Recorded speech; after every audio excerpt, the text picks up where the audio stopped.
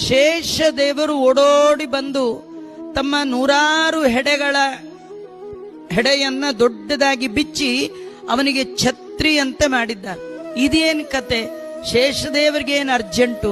ಈ mid night ಅಲ್ಲಿ ಅವ್ರು ಯಾಕೆ ಓಡ್ಕೋತಾ ಬಂದ್ರು ಅಂದ್ರೆ, ಭಾಗವತ ವರ್ಣನೆ ಮಾಡುತ್ತೆ, ಶೇಷದೇವರು ಮೊದಲಾದ ಎಲ್ಲ ದೇವತೆಗಳು ಯಸ್ಯ ಪ್ರಭೋ ಸೇವಕಾಹ, ನಾವೆಲ್ಲ ನಿನ್ನ ಸೇವಕರು. ಭಗವಂತನ ರಥ ಹೋದಾಗ ಯಾರಾದ್ರೂ ದೇವರಿಗೆ ಛತ್ರಿ ಹಿಡಿದಿದ್ರೆ ಅವನು ಬಾಸ ದಾಸ. ದೇವರಿಗೆ ಬಾಸ್ ಅಲ್ಲ, ಅವನು ದೇವರಿಗೆ ದಾಸ್. ಹಾಗೆ ಛತ್ರಿ ಹಿಡ್ಕೊಂಡು ಹೋಗ್ತಾ ಇದ್ದಾನೆ, ಛತ್ರಿಯಂತೆ ಹೋಗ್ತಾ ಇದ್ದಾನೆ ಅಂದ್ರೆ ಅದು ಆ ಭಗವಂತನ ದಾಸ. ಇದ್ಯಾಕೆ ಈಗ? ಅದೇನಂದ್ರೆ, ಈ ಕೃಷ್ಣಾವತಾರದಲ್ಲಿ ಈ ಶೇಷ ದೇವರನ್ನ ದೇವರು ಅಣ್ಣನ ಮಾಡ್ಕೊಂಡು ಬಿಟ್ಟಿದ್ದಾನೆ. ಅಣ್ಣನಾಗಿ ಬಂದ ಬಲರಾಮ ಶೇಷ.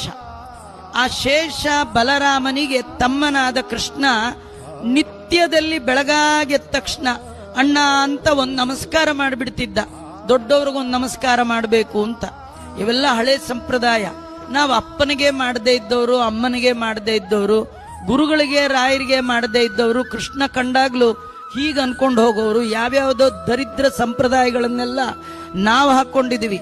ನಮ್ಮ ಸನಾತನ ಸಂಪ್ರದಾಯ ಏನಿದೆ ಅದು ಶಾಶ್ವತವಾಗಿರುವಂಥದ್ದು.